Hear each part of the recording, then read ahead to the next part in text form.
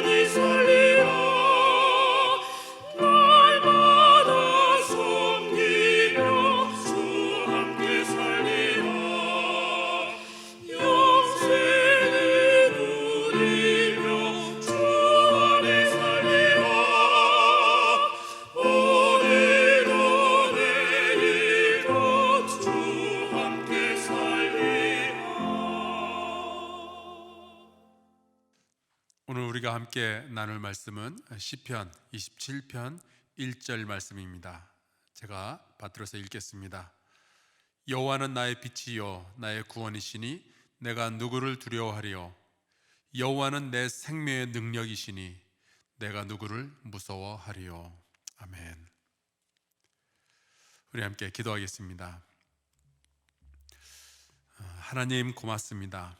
치열했던 한 주가 지나고 또 맑은 공기와 따뜻한 날씨와 편안한 시간을 주시니 감사합니다. 겨울이 물러가고 봄이 오는 것처럼 코로나19가 물러가고 대한민국에 평안과 기쁨을 주시기를 소원합니다. 하나님, 지혜가 없어서 미련하고 힘이 없어서 무능한 저희들을 택하사 이 새벽에 깨워주시고 찬양과 말씀과 기도의 자리로 또한 불러주시니 감사드립니다. 예배당이 아니라 각자의 처소에서 예배하지만 성령 하나님께서 임하사 각 심령을 만져주시고 위로와 능력의 시간을 허락하여 주옵소서. 때때로 부족하여 넘어지는 우리를 아시면서도 신실하게 언약을 지키시는 주님께 이 예물을 바칩니다. 우리의 자격이 아니요 하나님의 은혜가 먼저였음을 기억하며 주님께 기도의 제목을 또한 드립니다. 약한 우리를 강하게 하시는 주님의 은혜를 소망합니다. 아버지, 우리를 다스려 주옵소서. 주님의 마음을 느끼며 주님의 옷자락을 붙잡으며 순종할 마음과 믿음을 허락하여 주옵소서. 시대적 위기를 지내며 우리의 신앙은 더욱 견고해지게 주님 도와 주옵소서. 예수 그리스도의 이름으로 기도하옵나이다. 아멘. 어제 우리 성도 여러분께서는 교회로부터 문자를 받으셨을 겁니다.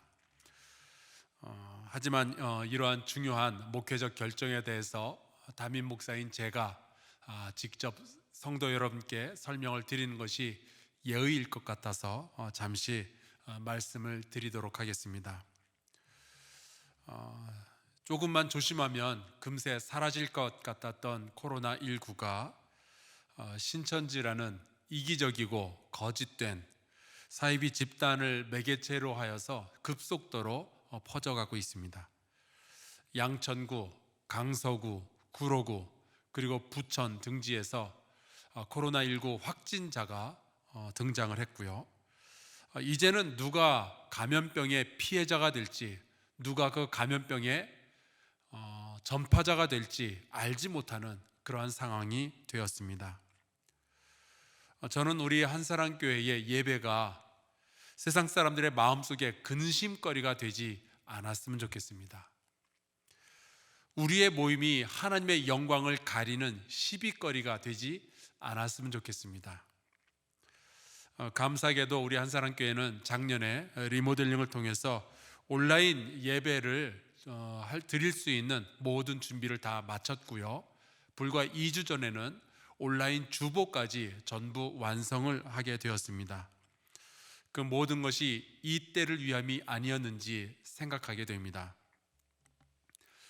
저와 우리 한사랑교회 장로님들이 모여서요, 이와 같은 국가적 위기의 상황을 두고 기도하며 선교적 대화를 통해서 이번 주일을 포함 앞으로 최소 2주간은 한사랑교회 건물을 자발적으로 폐쇄하고 주일 예배는 온라인 영상으로 드리기로 결정을 내렸습니다. 교회의 역사를 보면 로마에 있었던 초대교회는 지하 무덤에서 예배를 드렸고요. 초기 감리교회 성도들은 길거리에서 예배를 드렸습니다. 일제 강점기 때에 기독교 청년회는 심지어 절의 대웅전을 빌려서 예배를 드린 적도 있습니다. 위기 시대마다 우리의 신앙의 선배들은 용기를 내어 그들이 예배할 수 있는 최선의 장소를 찾아내었고 그곳에서 하나님의 이름을 불렀습니다. 이제는 우리가 바로 그 용기를 낼 차례입니다. 위기의 때에 집에서 혹은 사무실에서 드리는 온라인 예배는 신앙적으로 부끄럽거나 잘못된 일이 결코 아닙니다. 오히려 이웃을 사랑하는 교회의 자랑이 되어야 마땅합니다. 당분간은 우리 자신과 이웃에게 안전이 확보될 때까지 우리의 사역자들과 예배를 진행하기 위한 최소한의 인원만 모여서 예배를 진행하도록 하겠습니다. 더불어 포레스트 카페도 당분간 자발적으로 폐쇄 조치를 하기로 했습니다. 주일 예배는 1부, 2부, 3부, 4부 예배가 라이브로 진행이 되고요. 인터넷을 통해서 여러분에게 송출이 됩니다. 여러분이 예배 가운데 너무 위축되지 않도록 찬양대의 특성은 계속 이어가도록 하겠습니다. 각자의 처소에서 온라인으로 영상으로 드리는 예배이지만 영과 진리로 드릴 수 있기를 바랍니다. 아울러 어린이 교회는 예배 영상을 제작하여 한사랑교회 유튜브 채널과 각 부서 네이버 밴드에 업로드하도록 하겠습니다. 청소년 예배는 1부와 2부 예배를 유튜브, 인스타그램 그리고 페이스북 라이브 영상으로 드리고요. 학생들과 부모님들께 링크를 보내드리도록 하겠습니다. 우리 성도 여러분께서 교회와 이웃과 나라를 위해서 계속 기도해 주시기를 부탁합니다. 서로를 향한 관심과 돌봄이 더욱 깊어지고 위기의 때에 교회와 예배의 본질을 회복하며 더욱 든든하게 하나님의 나라를 세워가는 한사랑교회가 되기를 간절히 바랍니다. 주께서 우리 모두를 돌보시며 이 감염병의 위기에서 우리 모두를 건져 주실 줄로 믿습니다. 사랑하는 성도 여러분을 속히 다시 볼 수 있게 되기를 기대합니다.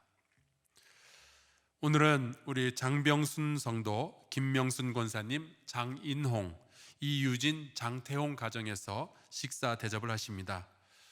먼저 마음으로 받고요. 나중에 안전해졌을 때 우리 성도들과 함께 식사를 나누도록 하겠습니다. 서론이 많이 길었지만 여러분 이해해 주시길 바라고요. 오늘은 생명의 능력이 되시는 하나님에 대한 말씀을 나누려고 합니다. 오늘 우리가 시편 27편의 말씀을 읽었습니다. 1절을 우리가 읽었는데 이 시를 쓸 때에 다윗의 그 상황, 그의 배경은요 2절부터 드러나 있습니다. 이 시를 쓸 때 다윗이 어떠한 상황에 있었는지 함께 말씀을 살펴보고 그리고 이어가도록 하겠습니다. 2절을 볼게요. 악인들이 내 살을 먹으려고 내게로 왔으나. 물론 여기 나오는 이 악인들이 식인종은 아니었을 거예요. 살을 먹는다라는 표현은 나한테 달라붙어서 내게 손해를 입히고 내 것을 빼앗아가고 나를 넘어뜨리고 나에게 고통을 주려 한다라는 뜻이죠. 우리가 살다 보면은 이러한 사람이 한두 명 정도 우리 주변에 있지 않습니까? 가끔 보면 우리 성도들 가운데 사기를 당해서 집도 날리고 사업장도 날리고 그런 분들이 계십니다. 얼마나 억울하고 화가 날까요? 저도 미국에서 살 때 동유럽에 있는 사기꾼한테 당해서 자그마치 400불이라는 거금을 날린 적이 있습니다. 얼마나 화가 났었는지 몰라요.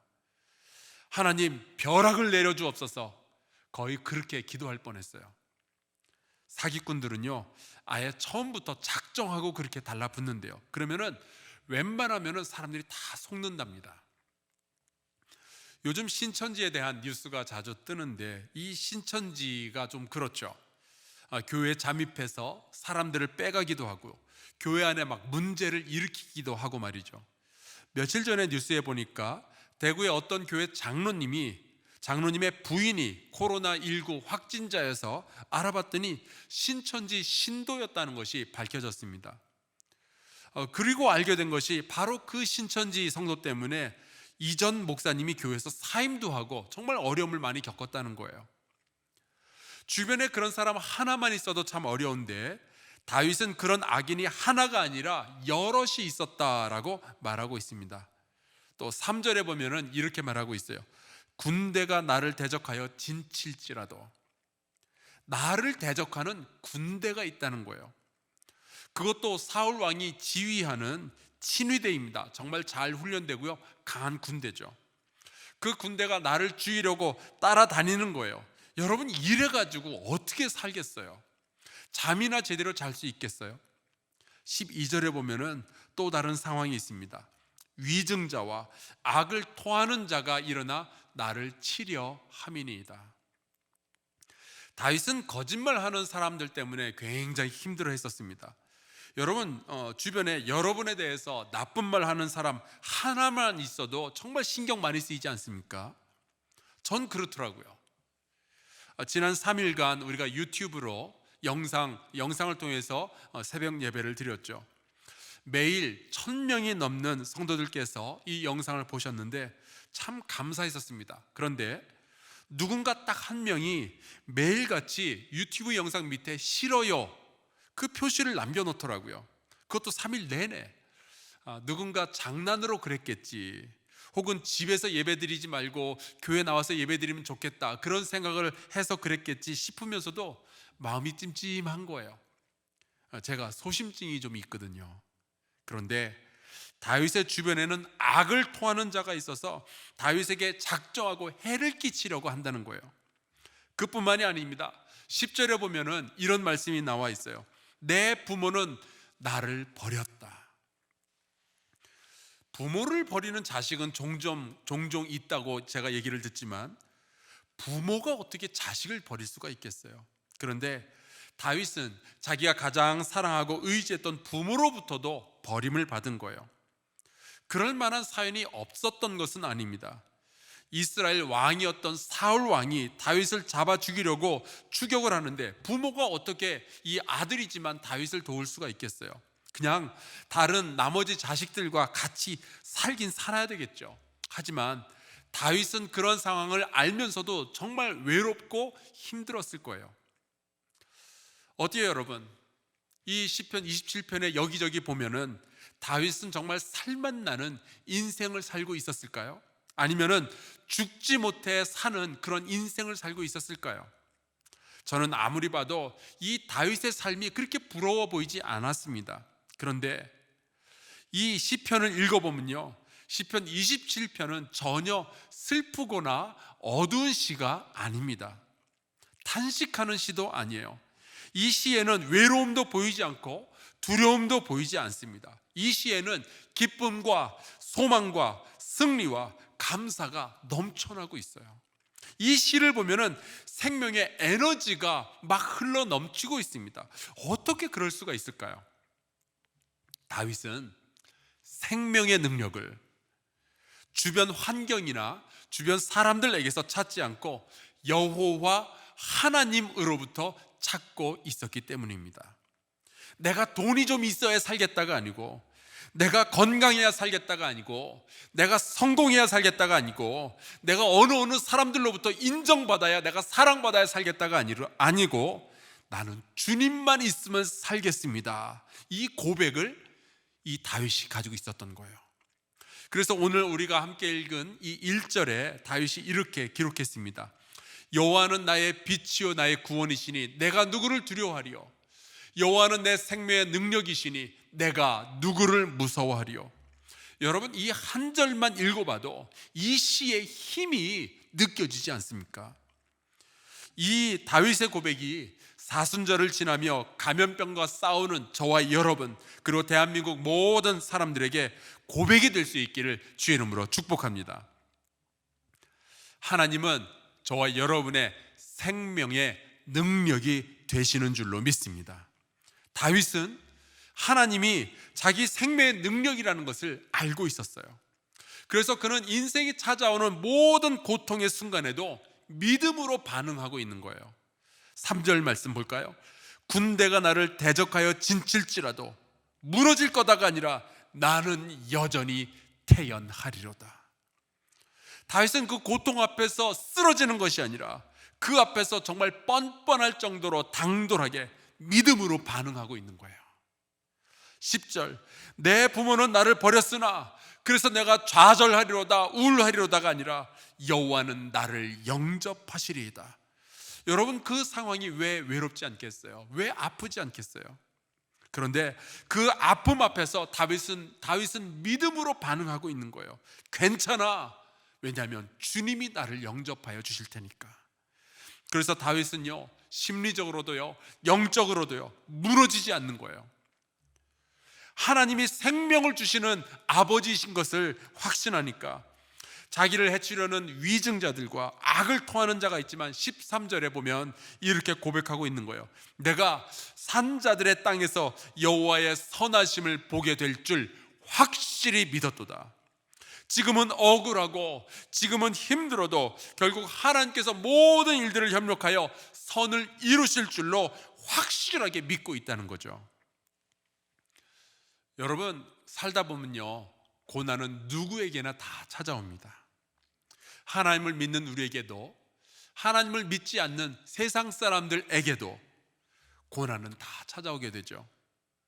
하지만 그 고난을 대하는 태도는 믿는 우리는 달라야 할 줄로 믿습니다. 여러분, 링컨 대통령이 이런 말을 했다고 하죠. 중요한 것은 우리가 몇 년을 살았는가가 아니라 그 몇 년 동안 얼마나 살아 있었는가 하는 거라는 거예요. 여러분, 우리가 고난 속에 있다고 해서 죽은 듯이 살 수는 없잖아요. 매일 힘들다고 노래하면서 살아가는 사람이 있죠. 죽겠다는 말이 습관처럼 이에 붙은 사람들이 있어요. 여러분, 힘든 것을 제가 무시하자는 이야기가 아니에요. 하지만 믿는 사람이라면 하나님이 생명만 주시는 분이 아니라 생명의 능력을 주시는 분인 것을 믿는다면, 우리에게 살만 주시는 것이 아니라 살 힘을 주시는 그 하나님이시라는 것을 우리가 믿는다면, 우리는 고난 속에서도 정말 사는 것처럼 살아야 되지 않겠냐는 거예요. 요즘 많이 힘들죠. 장사하는 사람들도, 기업하는 사람들도, 젊은이들도, 그리고 공부하는 학생들도 다들 힘들다 그래요. 여러분, 그래도 우리 당당하게 고개 쳐들고 다윗처럼 살 수 있기를 주의 이름으로 축복합니다. 혼자서 그러기 너무 힘들다. 그렇다면 교회에 와서 함께 기도하고 또 교회 성도들의 도움도 받고, 그래서 능력 있게 우리 함께 살아갑시다. 그것은 예수 그리스도의 소원이기도 해요. 내가 온 것은 양으로 생명을 얻게 하고 더 풍성히 얻게 하려는 것이라. 새 생명 얻은 자 영생을 누리니 주님을 모신 마음 새 하늘이로다. 주 따라가는 길 험하고 멀어도 찬송을 부르며 뒤따라가리라. 모든 고난 앞에서 믿음으로 반응하며 정말 싱싱하게 살아가는 저와 여러분 될 수 있기를 주의 이름으로 축복합니다. 우리 함께 주기도문 하겠습니다. 하늘에 계신 우리 아버지여, 이름이 거룩히 여김을 받으시오며 나라가 임하시오며 뜻이 하늘에서 이루어진 것 같이 땅에서도 이루어지이다. 오늘 우리에게 일용할 양식을 주시옵고, 우리가 우리에게 죄 지은 자를 사하여 준 것 같이 우리 죄를 사하여 주시옵고, 우리를 시험에 들게 하지 마시옵고 다만 악에서 구하시옵소서. 나라와 권세와 영광이 아버지께 영원히 있사옵나이다. 아멘.